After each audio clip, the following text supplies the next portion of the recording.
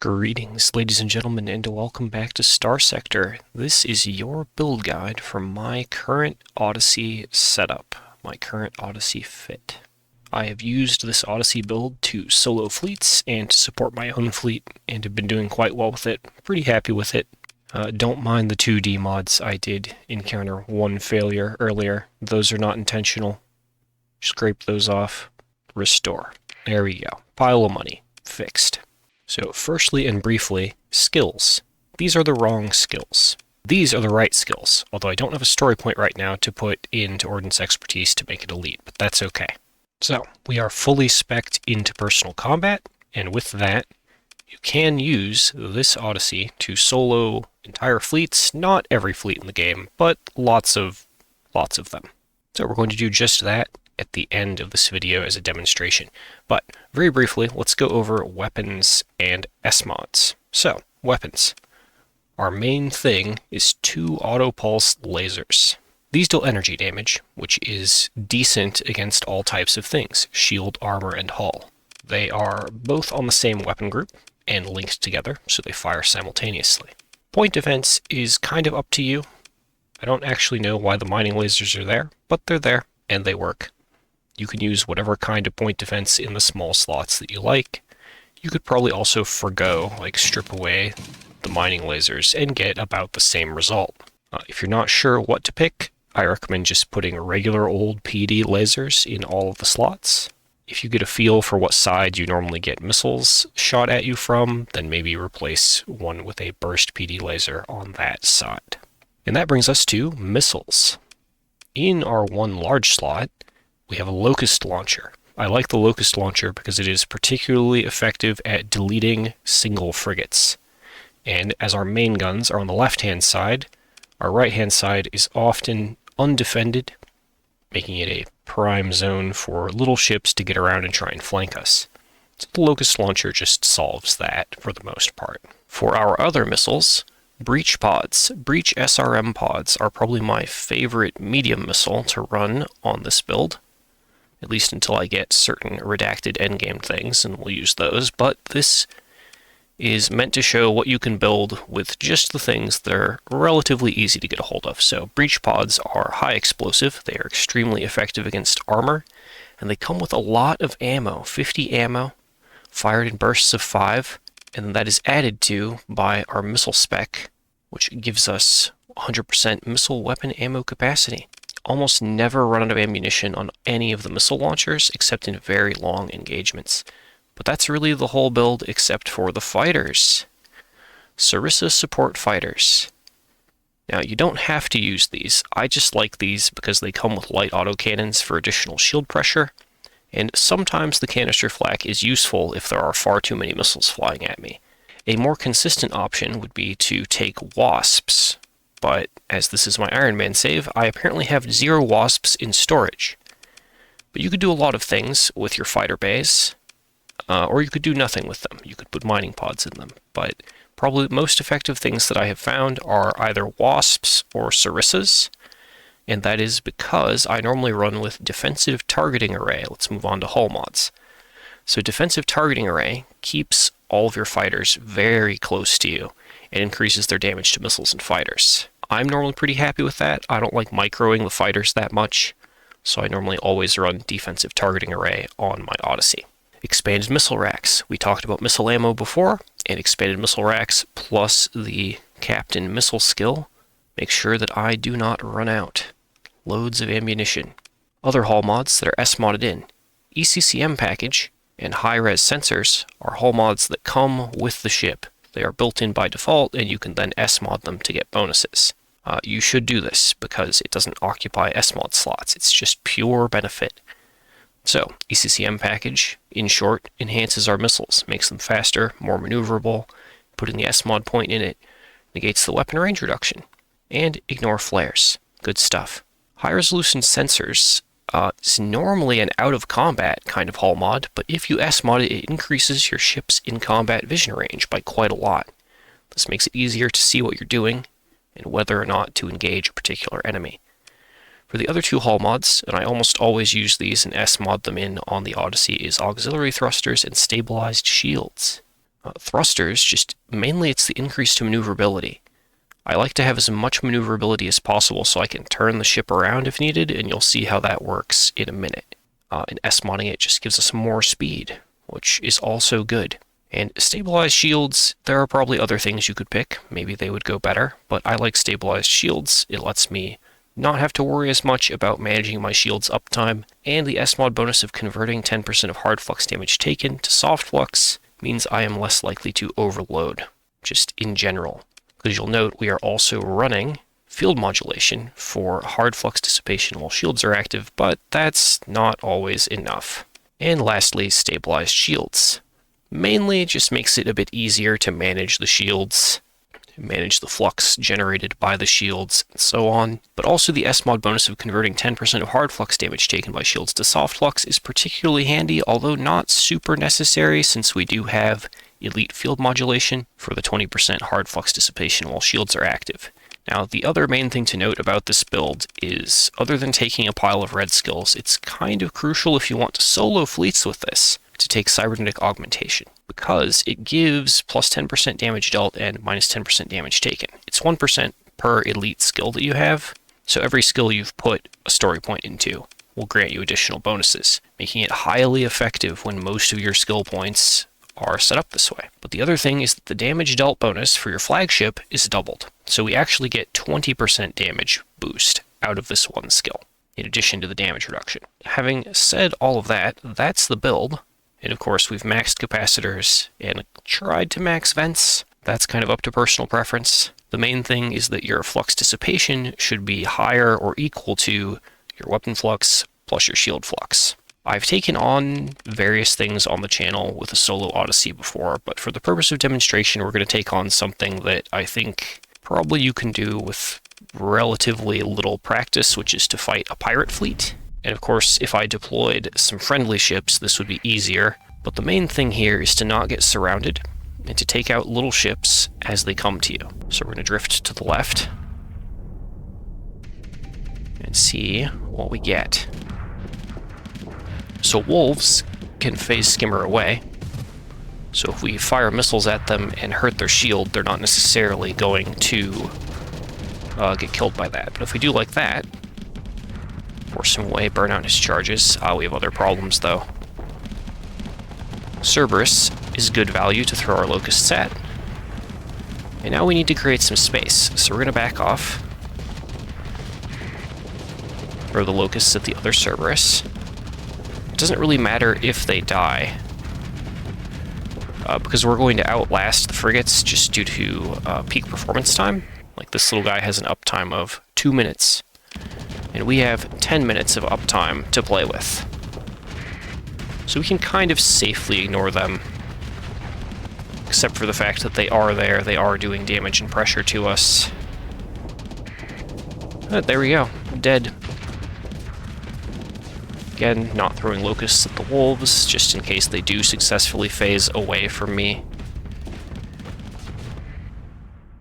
But we're basically going to kite the enemy fleet down and to the right. This is because our main guns are on the left. And so we're kind of keeping our dangerous side toward the enemy this whole time. And whenever we're too close, whenever we're in danger, we just hit plasma burn and create a little more distance.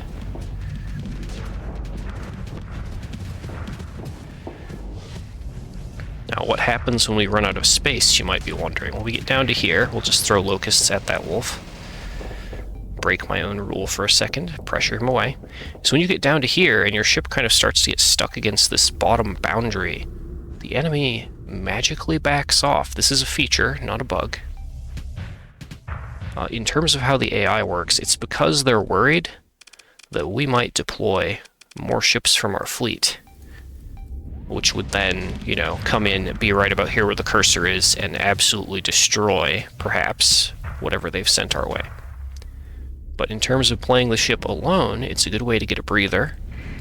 And see, they're all just backing up. They're like, huh? What's happening? So from there, we'll fly to the left, because again, we want to get kind of up to here and then go bottom right again. to shoot through as many of their ships as we can. Okay, that Eradicator decided to come toward us. He's not exactly out of position. Let's ignore him. There are still easier things that we could take down, like that Mudskipper Mark II. And the Shrike. Just turn the guns toward him, and see, he's taken so much shield pressure from the Sarissas, he's almost already dead, but not quite. Okay, and here we're going to throw breaches at that Eradicator. And then duck down to the right. The important thing is that we damaged him. And we took no lasting damage ourselves. It was all in our shields. You can sneak in quick events like that to try and squeeze out some efficiency if you want. Ooh, here we go. The Venture is not so much a juicy target. It has Sabos and Breach Pods, which would be mildly dangerous if it had support or help. But we're just going to get in his face. So we have the Sarissas firing. We're going to throw all of our missiles at him. That chews through his front armor, and then we chew through him with the auto pulse. Just because I want him dead, I'm going to fire another volley of breaches. We're not going to run out of missiles on this fight, probably. Can we be greedy and hit the Colossus? We can. But that's a lot of friends that he has. Retarget to Eradicator. We're going to start turning away now. We threw breaches at the Eradicator. Perfect. We want to Plasma Burn to not touch the Reapers. Take a quick vent there. Get back down against the map edge for safety. And of course, you don't have to fly this thing alone. It's much easier. It would be much easier if we were to, say, deploy the Paragon and the two Auroras and set them up kind of in the bottom third of the field in the middle. And then we could kind of orbit around them and just pick off ships like we're doing here, but without nearly as much sweating. But since this is a demonstration and people asked specifically for the solo Odyssey build, I will do this. Okay, Atlas Mark II in close range is something we can pretty easily chew through. Just throw all the missiles, let the auto pulses do their thing, and enjoy. He's cracked. Very nice. Okay, another quick vent. That Colossus out of position. The carrier shouldn't be up front, but it is. We're going to take advantage of that. We have 3 charges of Plasma Burn with elite system expertise. So we're going to use 2 of those to get in close. We've already regenerated 1 charge. Okay, throw everything. He's gone. And yes, there are all these ships, but I see down this way there are more Colossi that we can go and bully. So we're just going to make sure to manage our shield. That's why the cursor's in such a weird position, and I'm not really looking forward to where I'm going, is the shield on the ship follows your cursor. So I'm trying to mainly micro the shield so that I don't reveal any part of the ship that could get shot. And then kind of moving a bit sloppily, relatively. Okay. Plasma Burn in toward these juicy soft targets, throw all the missiles, let them die. And you may be thinking, we don't need to throw all the missiles at these Colossi, and you're probably right. But I'd like them to die as quickly as possible, because you see the Eradicators and stuff are just right on us. Plasma Burn out of the way of the Reapers. We need to go back down and do turn around. Down to the wall. You see we did like a hard stop there as we Plasma Burned into the wall. That's okay. Alright, and canister flak covering from missiles, very nice. And now we're looking at a much more manageable enemy fleet. I don't think here in the simulator that they can actually retreat. But that does happen sometimes. Alright, let's try for the Falcon. The Falcon is interesting because it can theoretically back away fast enough to not get caught, but there it was caught. We'll take those on the shield because I'm actually positioning to go for this Eradicator. Sometimes you hit hold fire like that while you're Plasma Burning, you'll miss fewer shots. Turn hold fire off once you're in position to fire. So basically I used this Eradicator on the left to block this Eradicator and the Falcon. This guy came around, but the Falcon backed off, which is fine by me. Locust should finish him. And now you can see, although they still outnumber us, we don't really need to retreat nearly as much. They can't really pressure me back. Our stats are too high from all of the skill investment. And yeah, we're definitely not running out of missiles this fight. Just stick to him. Throw the locusts. Okay, now that we're at about half flux, we are going to create space anyway, because we should be cautious, because I don't want to show you guys my bad habits necessarily. If I were not playing for the camera, I might stay in until I was at 80% flux and try and like squeeze more kills, but I want you all to be able to win with this. So I should lead by example. Okay, that Colossus is exposed. No one around to protect him, apparently, because they all back up faster than him, basically. So we'll gun him down. And we need to pick another target from the available ones. I think I want that Shrike on the edge there. And with Shrikes, the auto pulses are probably enough, but again, just eliminate the ship, because that eliminates a potential threat.